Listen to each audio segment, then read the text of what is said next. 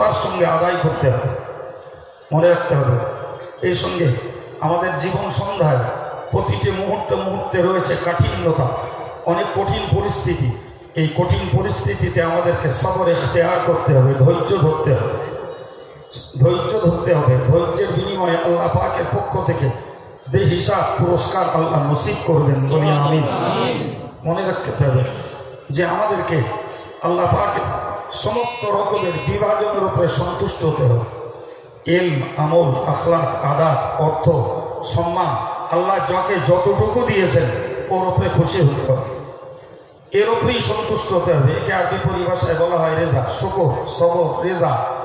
এবং বর্তমান দেশ দুনিয়ার পরিস্থিতি অনুযায়ী আমি সবার কাছে আন্তরিকতার সঙ্গে নিবেদন করব, আজকের জামিয়ার এই মহাসমাবেশ থেকে এই বার্তাটা নিয়ে যান যে সর্ব অবস্থাতে, রাতে দিনে, নিভৃতে নির্জনে, পরিবারে পরিজনে, রোগে শোগে এবং সকল রকমের শত্রুদের চক্রান্ত আর শত্রুতার মোকাবেলায় আল্লাহর প্রতি নিগুড় ভরসা রাখতে হবে।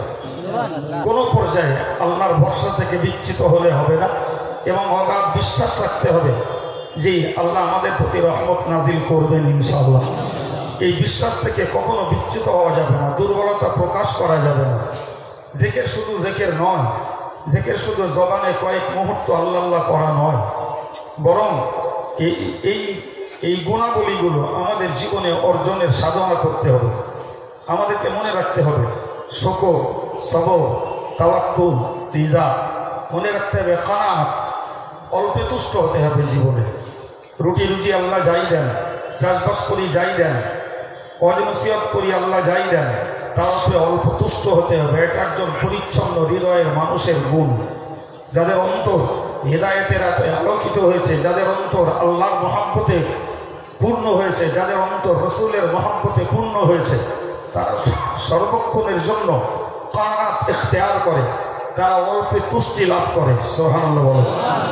সম্মানিত ভাইরা, সেই সঙ্গে আমাদেরকে মনে রাখতে হবে যে আমাদের জীবনে গুণ জোগাড় করতে হবে। সেই সঙ্গে এটা যে খাউফে ইলাহি, পৃথিবীর যেখানে থাকি সবাইকে লোকাই, সবাইকে চুরি করতে পারি, সবাইকে চোখে ধুলো দিতে পারি, ভাই সর্বস্তরের পাহারাদারদেরকে ঠকিয়ে দিতে পারি, কিন্তু একজন জাত সত্তা যার নাম আল্লাহ, জোরে বলেন আল্লাহ, সবাই মিলিত হয়ে বলেন আল্লাহ। এই আল্লাহকে কোনো মুহূর্তে গোপন করতে পারি না, চুরি করতে পারি না, তাকে ফাঁকি দিতে পারি না। তার কুদরতি নজর থেকে কিছুকে লুকানো আমাদের পক্ষে সম্ভব নয়। সুতরাং ঘরে বাইরে, মাঠে ঘাটে, যেখানেই থাকি, রাতে দিনে যেখানেই থাকি, আমাদের সকলকে ওই আল্লাহর ভয়টাকে হাজির নাজির জেনে আমাদের জেহেনে, আমাদের হৃদয়ে জারি রাখতে হবে। তবেই মনে রাখা যাবে যে আমাদের জীবনটা নেকি শূন্য হবে না ইনশাআল্লাহ, এবং অতি সহজে আমাদেরকে পাপ স্পর্শ করতে পারবে না ইনশাআল্লাহ। জি, সেই সঙ্গে মনে রাখতে হবে আমাদের জীবনটাকে আল্লাহ প্রিয় করে তোলার জন্য আমাদেরকে পরেশগারিটার বালাটাকে, পরেশগারিটার রশিটাকে মজবুতির সঙ্গে ধরতে হবে। মনে রাখতে হবে যে যতক্ষণ পর্যন্ত কোনো বান্দা সন্দেহজনক বিষয় থেকে নিজেকে হেফাজত না করতে পারে, ততক্ষণ পর্যন্ত সেই বান্দা মুত্তাকি নামে খ্যাতি লাভ করতে পারে না। আর মুত্তাকি জমে যদি খ্যাতি লাভ না করা যায়, তাহলে মনে রাখতে হবে কোরআন বলেছে যে জান্নাত সম্পর্কে উইদ্দাত লিল মুত্তাকিন, জান্নাত মুত্তাকিনদের জন্য রেডি রয়েছে। সুবহানাল্লাহ। সুতরাং জান্নাতের দখলদার হতে গেলে আমাদেরকে মুত্তাকি শ্রেণীভুক্ত হতে হবে। ভাই বেয়াদবি ক্ষমা চেয়ে বলছি, আমি এই কথাগুলো বলছি, আমি এটা ভাববেন না যে আমি দোষগুলোকে সব ত্যাগ করে দিয়ে গুণগুলোকে সব সঞ্চয় করে বসে আপনাদেরকে নসিহত করছি না বাবু। এটাকে জাস্ট আমাদের করণীয় কর্তব্যের উপরে একটা আলোকপাত করছি। আমিও যেমন ও সাধনার সংগ্রামী একজন গোলাম, আপনাদেরকেও সঙ্গে নিয়ে হতে বলছি, আমরাও হয়ে যাই ওই সাধনার সংগ্রামী একজন গোলাম। দোষগুলো জীবন থেকে ত্যাগ করব, গুণগুলো জীবনে সঞ্চয় করব, এগুলো আমাদের জন্য অত্যন্ত জরুরি। যদি তা না করতে পারি তাহলে ধর্মজীবন ব্যর্থ হবে, ইলমের জীবন ব্যর্থ হবে, সাধারণ আমলের জীবন ব্যর্থ হবে। আমরা যারা এই দোষগুলোকে ত্যাগ করে গুণগুলো জীবনে সঞ্চয় করতে পারবো, সব থেকে বড় কথা মনে রাখতে হবে আজকের বিশ্ব জুড়ে মানুষ দুনিয়ামুখ, নিম্ন স্তর থেকে উচ্চ স্তর পর্যন্ত, কিবা ধর্মীয় গুণসম্পন্ন ব্যক্তি কিবা অধর্মীয় মানুষ, সর্বস্তরে আসামি মৌজুদ যারা আমরা দুনিয়ামুখী। কিন্তু মনে রাখতে হবে আল্লাহ প্রিয় বান্দা হওয়ার জন্য একটি মহৎ গুণ হলো দুনিয়া বিরাগী হওয়া। দুনিয়ার প্রেম প্রীতি ভালোবাসাকে অন্তর থেকে মুছে ফেলে বেঁচে আছি, তাই যতটুকু করণীয় আর যতটুকু ভোগের ভোগ করব। কিন্তু দুনিয়ার জন্য অতিরিক্ত যদি ডুবতে যাই তাহলে মনে রাখতে হবে, শেখ সাদি রহমতুল্লাহ আলাইহি বলেছেন যে এই দুনিয়া হলো পানির সমতুল্য, আর আমরা হলাম নৌকার সমতুল্য। ব্যাপারটা এরকম, যদি এই নৌকার নিচে পানি লাগে তাহলে ওই নৌকাটা চলতে বহুত সহযোগী হয়, নৌকাটা দ্রুত চলতে সাহায্য করে। কিন্তু ঘটনা চক্রে ওই নৌকা যদি ছিদ্র হয় আর পানি যদি নৌকার উপরে উঠে যায় তাহলে ওই নৌকার ভরাডুবি হয়। ঠিক কিনা বলুন? শেখ সাদি এই জ্ঞানের কথাটাকে পৃথিবীর ধর্মপরায়ণ পরকাল ভীত মানুষদেরকে বিশেষত আল্লাহ প্রেমের অভিলাষী রসুলের ভক্ত বলে দাবিদার, পরকালে জাহান্নাম থেকে মুক্তি পেয়ে জান্নাতের আকাঙ্ক্ষী যারা, আমাদের সবাইকে মনে রাখতে হবে যে দুনিয়ার ঘোলে আমরা যেন ডুবে না যাই। দুনিয়ার ঘোলে যদি ডুবেছি তাহলে মনে রাখতে হবে নৌকার উপরে পানি উঠলে যেমন নৌকার ভরাডুবি হয়। যে সমস্ত মানুষগুলোকে দুনিয়া ছেয়ে ফেলেছে, দুনিয়া গিলে ফেলেছে, প্রিয় নবী সাল্লাল্লাহু আলাইহি ওয়াসাল্লাম স্পষ্টত বলেছেন যে লাল ফাকরা আখশা আলাইকুম, তোমাদের জন্য আমি দারিদ্রতা ভয় করি না। তোমরা গরিব হবে, তোমরা দরিদ্র হবে, তোমরা কাঙাল হবে, রিক্ত নিঃস্ব হয়ে যাবে, এ ভয় আমার নাই। আমার সব থেকে বড় ভয় হলো যে আমি রাসূলুল্লাহ তোমাদেরকে বলছি যে লাল ফাকরা আখশা আলাইকুম ওয়ালাকিন আখশা আলাইকুম আন তাবসুতু আলাইকুম আদ-দুনিয়া কামা বাসাতাত আলা মান কানা ক্বাবলাকুম। প্রিয় নবী বলেছেন তোমাদের পূর্ববর্তী জাতির উপরে যেমন দুনিয়া ছেয়ে গেছিল, এরই বিনিময়ে তারা যেমন ধ্বংস হয়েছিল, তোমাদের উপরে দুনিয়া এত বিস্তার লাভ করবে, তোমরাও দুনিয়ার মায়ায় মহব্বতে পড়ে দুনিয়ার বিলাসিতায় দ্বন্দ্বের সৌন্দর্যে তোমরা দুনিয়ার মজায় তৃপ্তিতে ধ্বংস হয়ে যাবে। নাউজুবিল্লাহ। এই মেসেজ, এই বার্তা কারণ নয়, বিশ্বশ্রেষ্ঠ মহামানব উম্মতের দরদী সাইয়্যিদুল মুরসালিন রাহমাতুল লিল আলামিন শাফিউল মুজনিবিনের বার্তা যে তোমরা দুনিয়া বিরাগী হও। দুনিয়াতে যদি ডুবেছো তাহলে মনে রাখো তোমাদের জন্য পূর্ববর্তী জাতির মতো ধ্বংস অপেক্ষা করছে। সম্মানিত ভাইরা, আল্লাহ বেহতার জানেন, আপনাদের দোয়ায়, আমার আব্বা আমার দোয়ায়, আমার হিতাকাঙ্ক্ষী দরদী মানুষদের দোয়ায় এই যে কটা কথা আমি এই কয়েক মিনিটে বলে ফেলেছি, যদি আল্লাহ আমার তৌফিক দেন তো এখন থেকে যদি ফজর পর্যন্ত বলি তো যা একটু আপনার জানি তা শেষ করা সম্ভব নয়। সুতরাং হয়তো আমার মতন অযোগ্য যদি একথা সাহস নিতে পারে, তাহলে যারা যোগ্য ব্যক্তিত্ব তারা এই বিষয়গুলোর উপরে অনেক বিস্তার জ্ঞান রাখেন। যারা ইসলামী বড় বড় স্নাতক তারা এর উপরে বহু জ্ঞান রাখেন। বিশেষত আধ্যাত্মিক জগতের যারা গুরু, আধ্যাত্মিক সাগরে যারা পাড়ি দিয়ে কিনারায় পৌঁছাতে পেরেছেন, আলহামদুলিল্লাহ, তাদের কাছে আমার মতন এ কথার তুলনায় আরো অনেক অনেক মারেফতের তত্ত্ব, অনেক গভীরতার কথা তাদের কাছে রয়েছে। যারা উপভোগ করেছেন তারা পান, যারা উপভোগ করেননি তারা এটাকে মজা বুঝতেও চেষ্টা করেন না। ভাই, অন্তত সেই পথটায় আল্লাহ আমাদেরকে একটু জুড়ে থাকার জন্য জামিয়ার জিকিরের মজলিসের আঙিনায় নিয়ে এসেছেন এবং জামিয়ার মতো একটি শিক্ষা অঙ্গনে কোরআন হাদিস ফিকহ চর্চার একটি উচ্চ শিক্ষা প্রতিষ্ঠানের সঙ্গে যে কোনোভাবে আল্লাহ আমাদেরকে জুড়িয়ে দিয়েছেন, এর শুকরিয়া আদায় করে সবাই একবার বলি আলহামদুলিল্লাহ। আর একটু জোরে বলেন আলহামদুলিল্লাহ। ফুরফুরা শরীফের মুজাদ্দিদে জামান দাদা পীর সাহেব কেবলা বলেছিলেন আক্ষেপ করে, আল্লাহ আমাকে যে নিয়ামত দিয়েছেন, আমি চারানা মানুষকে দিতে পেরেছি, উপযুক্ত পাত্রের অভাবে বাকিগুলো দিতে না পেরে নিয়েই আবার কবরে গেলাম। কথা বলা যাচ্ছে? সেই জ্ঞান কি জ্ঞান আল্লাহ ভালো জানেন। যে বিশ্বনবী সাল্লাল্লাহু আলাইহি ওয়াসাল্লাম বলেছিলেন, আল্লাহ আমাকে 3 প্রকারের ইলম দিয়েছেন। এক প্রকারের ইলমকে ছড়িয়ে দিতে বলেছেন। সারা বিশ্ব জুড়ে যে ইলমে জাহিরি চলছে, নবী ছড়ানো সেই এক প্রকারের ইলম। সুবহানাল্লাহ। আর এক প্রকারের ইলম যেটাকে রাসূলুল্লাহ বলেছেন আমি ইচ্ছা যাকে তাকে দিতে পারি বা যার কাছে ইচ্ছা ছড়াতে পারি, আর যাদের কাছে যোগ্য মনে না হয় তাদের কাছে না ছড়াতে পারি, ওটাই ইলমে বাতিনি, ওটাই ইলমে মারিফা। আল্লাহ কাদের সৌভাগ্যে দিয়েছেন আল্লাহই ভালো জানেন। আমরা ইতিহাসের পাতা থেকে যাদের নাম জানি, ওই রাসূলুল্লাহ বিতরণ করা সেই ইলমে বাতিনির একটা ছিটা ফোটা, একটা প্রভাব, জি একটা ফয়েজ আল্লাহ যাদের নসিব করেছেন তারা পেয়েছেন। আমাদের সবাইকে এই মজলিস থেকে সেই কামনা বাসনা আন্তরিকতার সঙ্গে পূর্ণ আত্মসমর্পণ করে আল্লাহর কাছে ভিক্ষা করি, আল্লাহ তুমি আমাদেরকে পূর্ণতায় নাই পৌঁছে দাও, অন্তত তোমার মারিফাতের বান্দাদের গোলামের গোলাম হিসাবে আমাদেরকে কবুল করো। ভাই প্রিয় নবী সাল্লাল্লাহু আলাইহি ওয়াসাল্লাম বলেছেন আল্লাহ আমার আরেক প্রকারের ইলম দিয়েছেন, জি আরেক প্রকারের ইলম দিয়েছেন। ওই ইলমকে আমাকে আল্লাহ ব্যক্ত করতে, ওই ইলমকে আল্লাহ ব্যক্ত করতে আমাকে নিষেধ করেছেন, প্রতিশ্রুতি দিয়েছেন আমি যেন ওই ইলমকে ব্যক্ত না করি। সম্মানিত ভাইরা, খোদা ভালো জানেন, জি রাসূল করিম সাল্লাল্লাহু আলাইহি সাল্লামের কাছে জিবরাইল এসে বললেন কার? রাসূল বললেন আমি বুঝে গেছি। আবার বললেন হা, রাসূল বললেন বুঝে গেছি। ফের বললেন ইয়া, রাসূল বললেন বুঝে গেছি।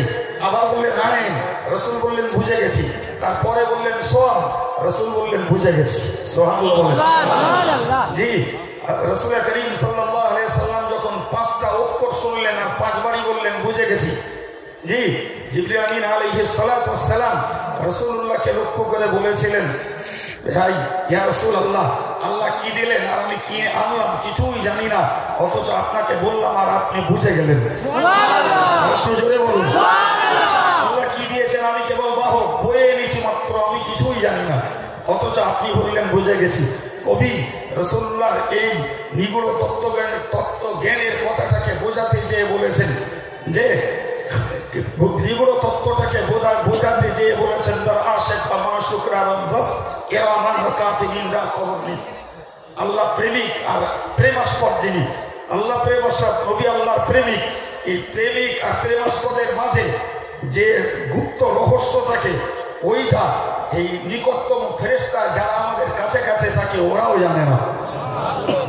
জি একটি হাদিসে এসেছে, যদিও হাদিসটা নিয়ে কোনো মুহাদ্দিসরা সমালোচনা করেছেন, তাই আমি সমালোচনার জবাব দেওয়ার মানসিকতা নিয়ে বসেই জবাব দেব না।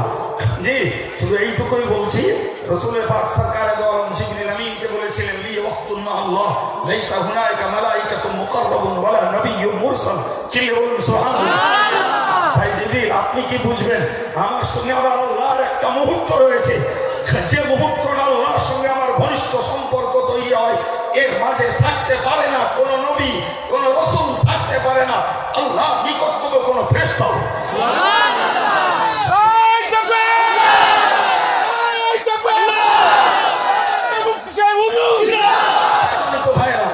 সুতরাং আমরা ইলমের ময়দানে করুন কানাল, কিছুই জানি না, কিচ্ছু জানি না তো, জি কিছুই জানি না তো, এরপরেও যতটুকু আল্লাহ দিয়েছেন ততটুকুর শুকরিয়া আদায় করতে পারে না, ঠিক কিনা বলুন?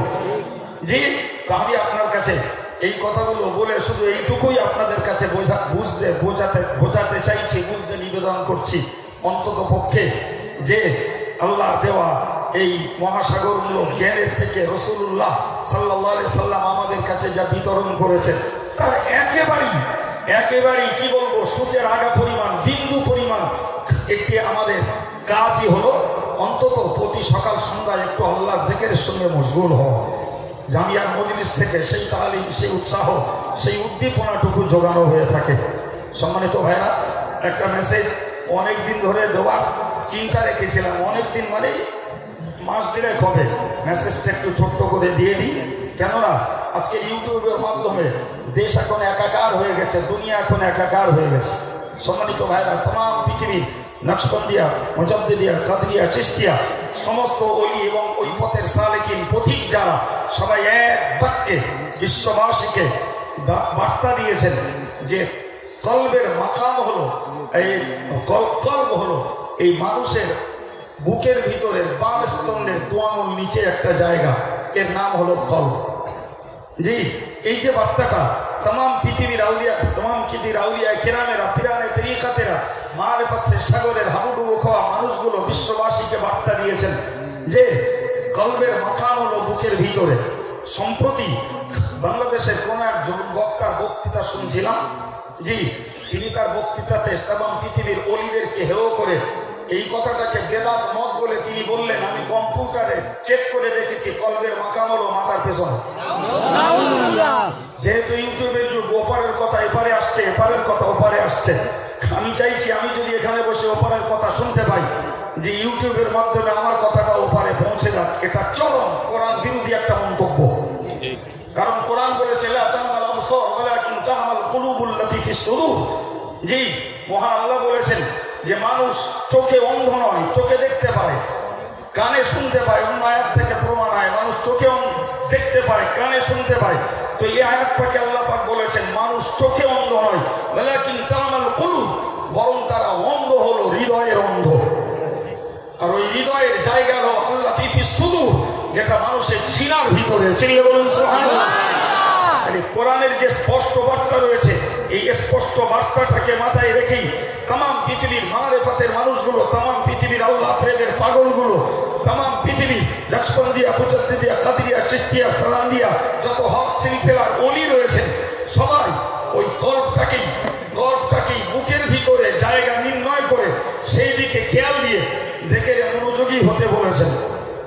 অথচ সম্প্রতিকালের একটা মডার্ন মুফাসসির যিনি তার তাফসীরের ভিতর দিয়ে ওই কথা বলে দিলেন যে আমি কম্পিউটারে চেক করে দেখেছি কলবের জায়গা হলো মাথার পিছনে। যার কাছে এ বার্তা কোনো অ্যাঙ্গেলে চলে আসুক, আমি 100% ওই কথাটার প্রতিবাদ করছি। খবরদার ইরানের তরিকাতদের দেখিয়ে দেওয়া যে জায়গা, কোরআনের ইন্ডিকেট করা, চিহ্নিত করা যে জায়গা, আমরা কলবের জায়গা ওই ছাড়া অন্য কিছুতে ভাববো না।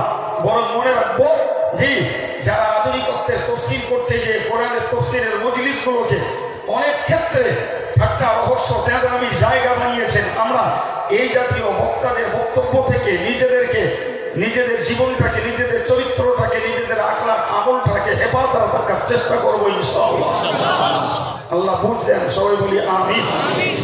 আজকে সভা সঞ্চালক মেজো ভাই আগেই বলেছিল সূরা ফাতিহা একবার দরুদ শরীফ পড়তে। ভাই আমি জানি আমি বসেছি জিকিরের মজলিস করতে, কিন্তু আমার যেন মন বলে যে আপনাদের কাছে একটু বয়ান না করলে আপনাদের মন তাসাল্লি হয় না, আপনাদের মনটা সন্তুষ্ট হয় না। ফলে আমি আলেমদের সময়টাকে হয়তো একটু বা খরচ করে বা তাদের থেকে একটু কেটে নিয়ে জানিয়া, যেহেতু আমার গোলামির জায়গা, আমার খেদমতের জায়গা, আমার রাখালির জায়গা, সুতরাং সবাইকে সেখানে সুযোগ করে দেওয়াটাই আমার কর্তব্য। তবুও যে সময়টুকু নিয়ে ফেলি, এটা ইচ্ছায় নয়, এটা আবেগে, মহাব্বতে, আপনাদের আকর্ষণে। আল্লাহ কবুল করলে, এই বয়ানটুকু আল্লাহর কাছে মকবুল হলে, আমাদের আশা বসা সর্বস্তরে আলেম ওলামা, ছাত্র, শিক্ষক, সাধারণ ভক্ত মহব্বতের মানুষজন সকলের জন্য ইনশাআল্লাহ জীবন চরিত্র গঠনের সহায়ক হবে। বলুন আমিন। সেজন্য আর সময় দিচ্ছি না, আল্লাহ যতটুকু বলিয়েছেন হৃদয় ফাটা মিনতি আল্লাহ কবুল করেন। বলুন আমিন। জি সকলেই প্রাণ খুলে একটু দরুদ শরীফ পড়েন, দোয়া।